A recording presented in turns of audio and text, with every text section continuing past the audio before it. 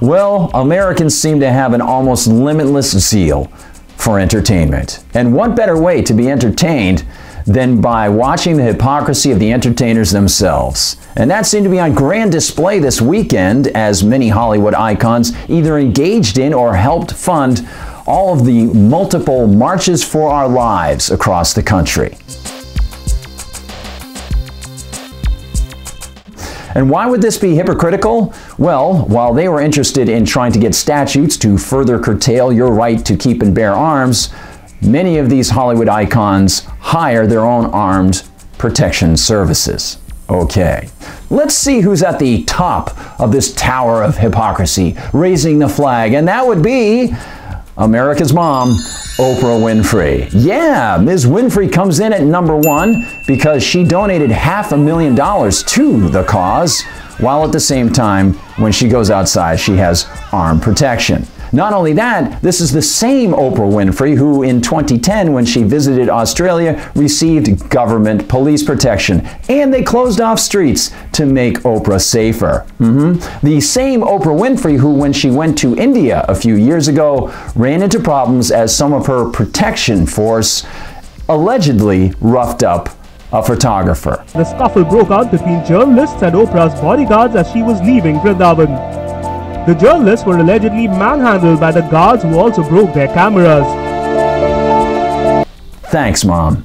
Good stuff. But who could possibly come in at #2?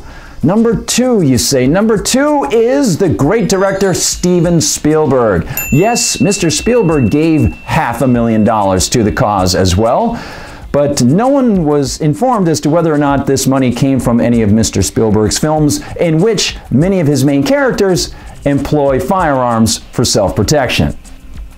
Okay, thank you, Stephen. Great stuff. I wonder how Indiana Jones would feel about that.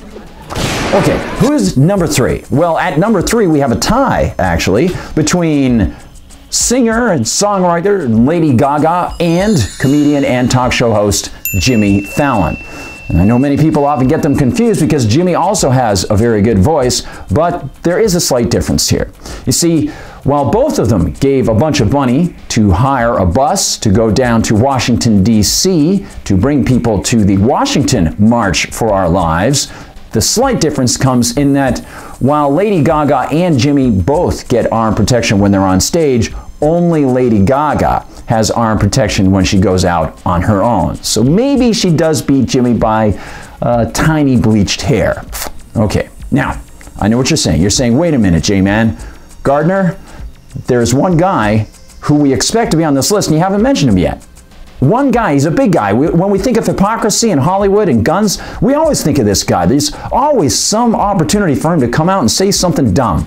He wears a lot of flannel, has a hat. We need more of this guy. We need Michael Moore. Yes, Michael Moore is on the list, although he's on the list because his production company got involved very early with the Parkland High School students, trying to convince them to join his company when the company found out that they were engaged in making their own documentary about guns. Now, we have not been informed yet whether or not his production company let those kids know that he has armed protection services when he goes out. And we know this because Mr. Moore's armed protection services were caught flouting gun laws a few years ago. So there's nothing wrong with the Second Amendment. As written and as intended at that time, I think everybody has a right to own a musket. Maybe there are some individuals who are involved in groups in some way that sort of hides their name. What could we look at that might be a little bit different than all these celebrities? Well, if we go back a few days to MRC-TV, we see that Brittany Hughes informed us that Planned Parenthood got involved with funding the March for Our Lives because, of course, they care so much about kids that they engage in exterminating approximately 800 kids per day in the womb. All right, there's a new wrinkle to the Planned Parenthood facet of this, and that is that now the U.S. government is continuing to fund Planned Parenthood, so that means that your tax money is being taken by the government, given to PP, and then PP is using it to engage in propaganda marches against your right to keep and bear arms. It's a great closed circuit. Thank you, Planned Parenthood. Awesome stuff. Now, We can express all this with great sarcasm and frustration, but perhaps there is an opportunity for us to step back a little bit and try to be a little more understanding for some of the emotions of the people who did get involved with this. For example, George Clooney, famous actor, he has had threats against his family and himself. And perhaps one can understand why he would want to give $500,000 to this march. But by the same token, he also has the capacity to hire private armed protection services. So why is it that a guy who has felt threats is not willing to allow individuals who might not be able to afford the private protection services to protect themselves? Why does he want to curtail that ability? One would think he might understand the fears of being under threat. Didn't hear much of that in any of the coverage of this grand and wonderful march. But we did get to see a lot of hypocrisy on display, and we'll probably see even more.